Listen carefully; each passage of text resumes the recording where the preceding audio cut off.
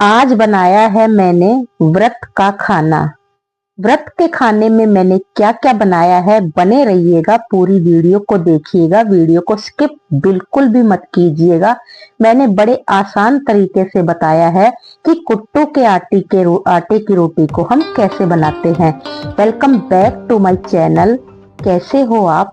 स्वागत है आपका सुनीता की किचन में। तो चलिए देख लेते हैं कैसे बनाया है। इधर मैंने आधा किलो आलू को बॉईल कर लिया है। अब इनको मैं टुकड़ों में काट लूंगी। तो सबसे पहले हम बनाएंगे व्रत के लिए, खाने के लिए, कुट्टू के आटे की रोटी की पूरी के साथ खाने के लिए सब्जी। तो सारे आलू को मैं इसी तरीके से काट लूंगी। नॉर्मल सब्जी तो सभी को बनानी आती है, लेकिन मैं कैसे बनाती हूँ, मेरे घर में कैसे बनती है, मैं वो तरीका आप लोगों के साथ में शेयर कर रही हूँ। तकरीबन सभी लोग ऐसे ही बनाते होंगे, लेकिन मैं अपनी रेसिपी आप लोगों के साथ में शेयर कर रही हूँ। आलू कट गए। इधर मैंने थोड़ा सा घी डाल दिया है।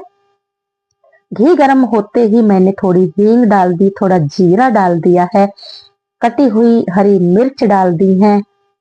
अब हल्का सा जब ये जीरा तड़क जाए, मिर्चें थोड़ी सी ब्राउन सी हो जाएं, तो फिर डालूंगी मैं इसमें बारीक कटे हुए टमाटर। तो चलिए, दो मैंने यहाँ पर मीडियम आकार के टमाटर डाले हैं। अब टमाटर को डालकर थोड़ा सॉफ्ट होने तक पका लेना है। चलिए, टमाटर हमारे पक रहे हैं।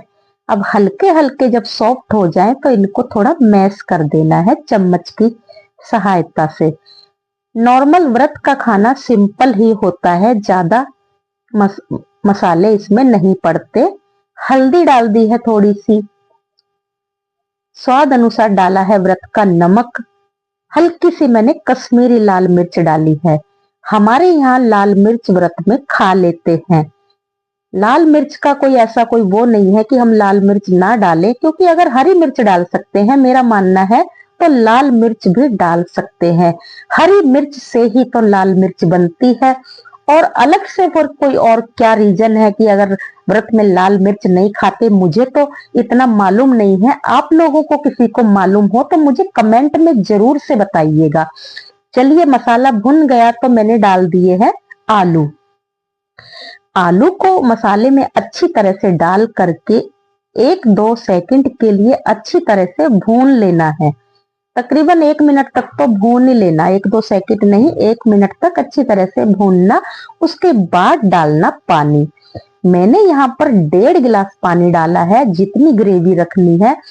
मेरे बच्चों को ग्रेवी वाली सब्जी, आलू की भंडारे वाली जैसी बहुत पसंद आती है। तो चलिए, ढककर 5 मिनट के लिए पका लेते हैं।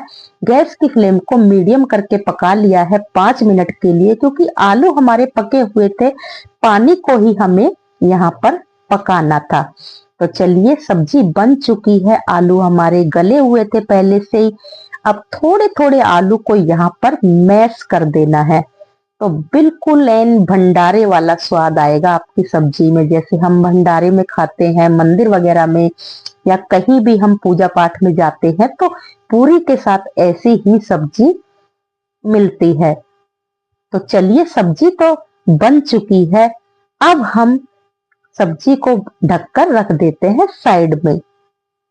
तो चलिए, अब आटा लगा लेते हैं। मेरे पास ये पैकेट वाला आटा है, आरपी कुछ ऐसा लिखा है, मुझे दिख नहीं रहा। तो आटा बढ़िया है, मैं खुला आटा कभी यूज नहीं करती।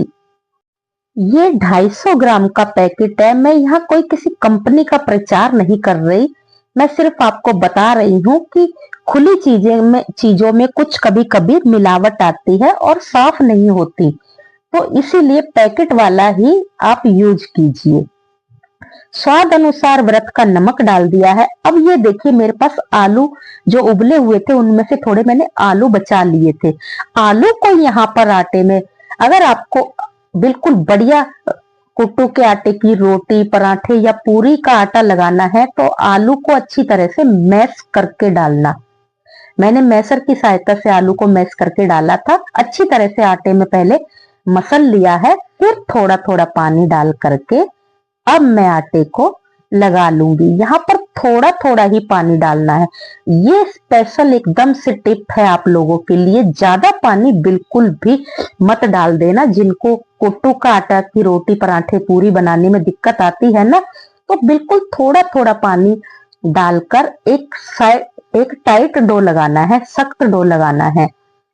देखिए आटा ये वाला ना कुट्टू का चिपकता तो है हाथों में, लेकिन थोड़ा हाथों से छुड़ा के अच्छी तरीके से एक टाइट सा ऐसा डो लगा लेना।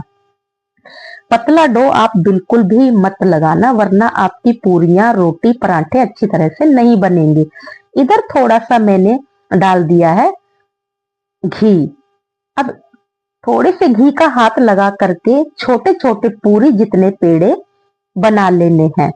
मैं एक एक करके ही साथ के साथ बनाती हूँ, आप चाहे तो एक साथ पेड़े बनाकर रख लेना। चलिए अब मैं बेलने का तरीका बताती हूँ। मैं